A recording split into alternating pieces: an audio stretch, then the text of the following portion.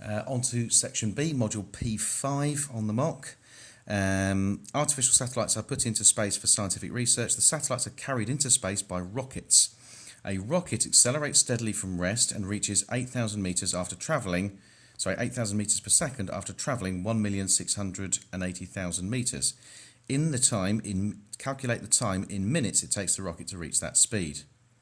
So you've got the final speed, the initial speed, and you've got the distance travelled. So you're looking at Suvat equations, and you've got to try and select the right one. And I reckon it's going to be that the distance is the average speed over 2 times time. I reckon it's going to be that one. And we want to work out the time. So the time is going to be the distance, s, divided by the average speed. So that's going to be, distance is 1680000 divided by, well, the u is 0, v is 8,000, so half of 8,000, and that gives you the time in seconds. So that's 420 seconds. So 420 divided by 60 to get it in minutes, that gives you about 7. There we go. So the answer is 7 minutes. The rocket is now in a stable orbit. To keep the rocket, its speed needs to stay at 8,000 meters per second. Suggest by using ideas about gravitational centripetal forces why this speed needs to be maintained in a stable orbit. Well, it's the idea that to be in orbit, the centripetal force is provided by gravity.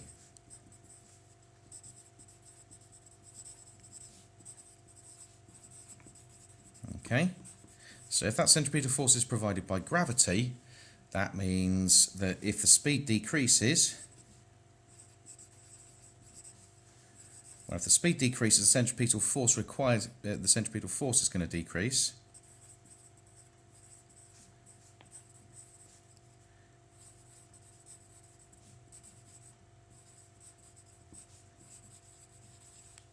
Centripetal force decreases, making gravity, well, it's not really the best word to use, but I'm going to use it anyway. It's making the gravity win. In other words, there's more gravitational force than centripetal force, so it pulls the rocket down.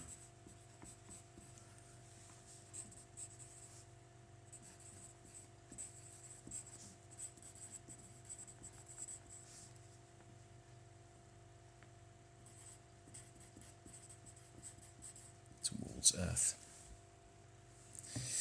And I suppose if it needs to be maintained, it's not saying reduce. So if the speed increases,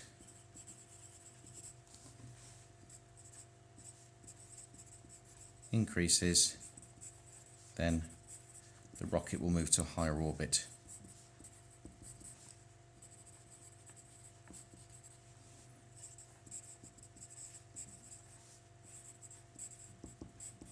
That's because there'll be not enough gravity to make the centripetal force, so it'll increase the radius until it's balanced. The next question says, a rocket re-enters the Earth's atmosphere safely. In the final part of the descent, its speed reduces steadily from 2,000 meters per second to 120 meters per second before touchdown, and this takes place over a distance of 5 times 10 to the power of 5 meters.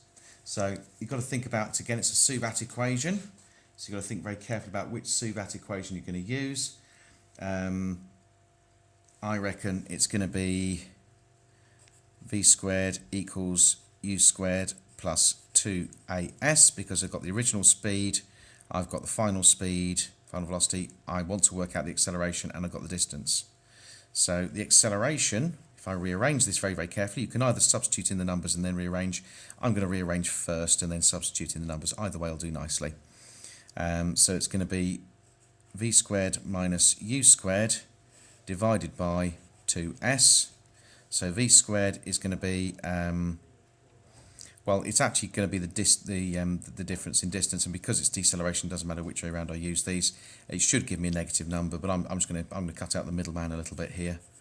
So it's 2,000 squared minus 120 squared over 2 times 5 times 10 to the power of 5 meters. So you work all that lot out, and that gives you an acceleration of 4 meters per second squared. It actually comes out to be 4. So part C, the International Space Station is an artificial satellite. The astronauts on the International Space Station do scientific research. These astronauts are from different countries that work in teams and publish their results. Suggest why using teams of scientists on the International Space Station may be beneficial. So this is kind of a how science works type of question here. So what they want is a simple answer, and it's so that they can share expertise is probably the easiest one to think of.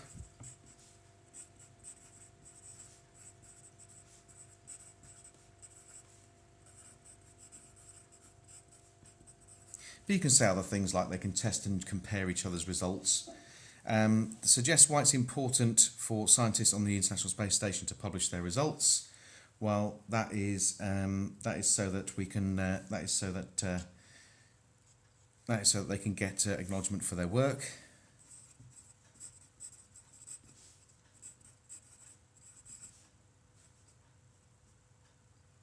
They can gain acknowledgement or credit for their work.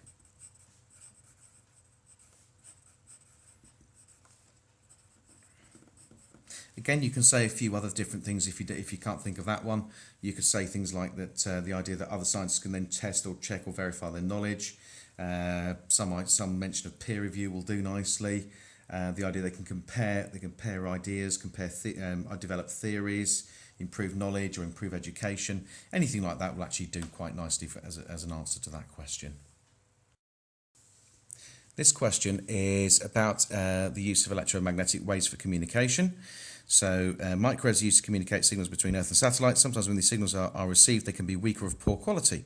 So it says, first of all, suggest what engineers can do to the microwave dish on Earth to improve communication with the satellite. Explain why the improvements work. So the first one is they can use a bigger dish. Now, there are lots of reasons to use a bigger dish. It reduces the it reduces the level of diffraction, but also it can collect more energy from the microwaves. So that's the easiest one to think of. If it's a big dish, it collects more energy.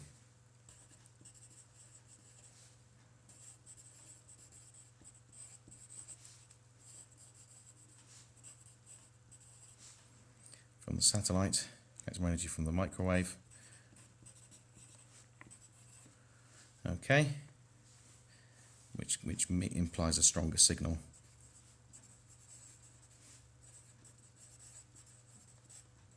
Okay, the next one could be to position the dish high up.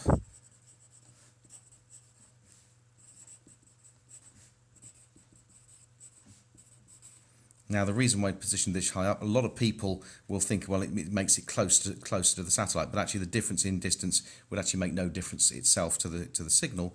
But however, having the dish high up means it doesn't get interfered with it doesn't get blocked or interfered with by other buildings. So the signal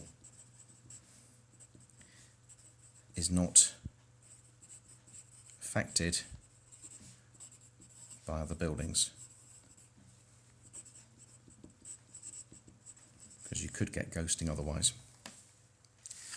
Part B, electromagnetic waves are used for communication. Look at the information about different waves.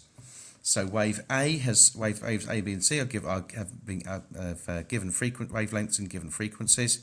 So which wave is reflected by the ionosphere? So you're looking for the one with the longest wavelength. So it's wave A, and it's because it's got the longest wavelength, because that'll be radio waves.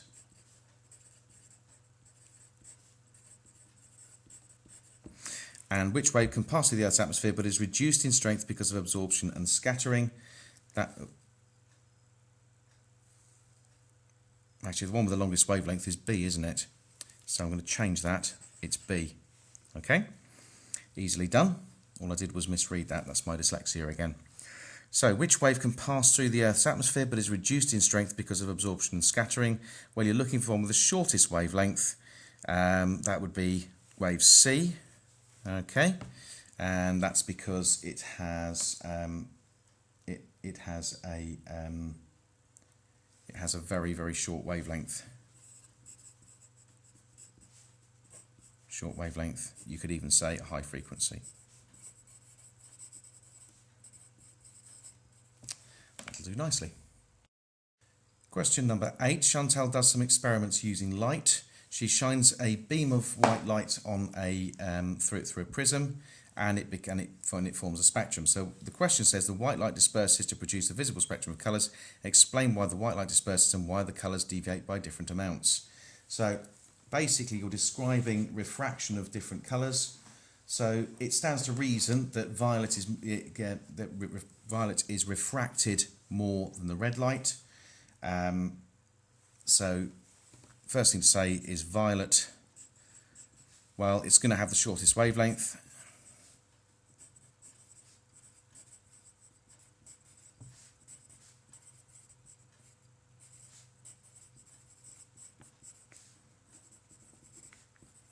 And so is refracted by the largest amount.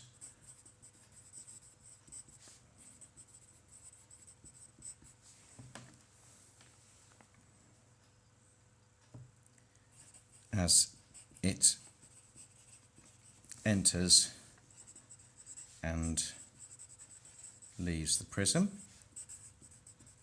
because it'll be refracted towards normal as it goes into the prism and away from the normal as it leaves it. You then need to think about some other things to say here. So what else is it saying? It says white light disperses while the colours deviate by different amounts. So the red light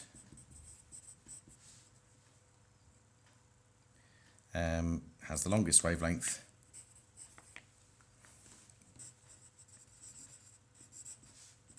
That's the longest wavelength, and so is refracted less.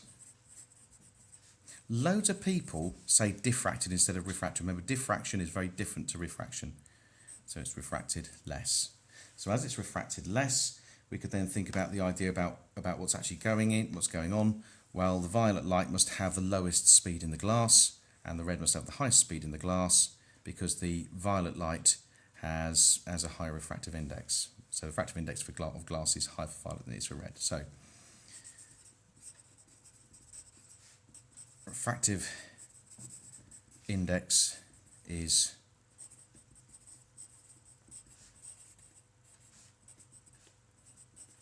highest for violet light, slowing it down the most.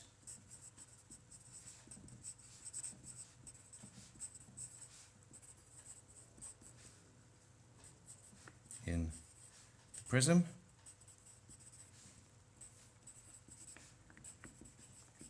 Red light has the lowest refractive index,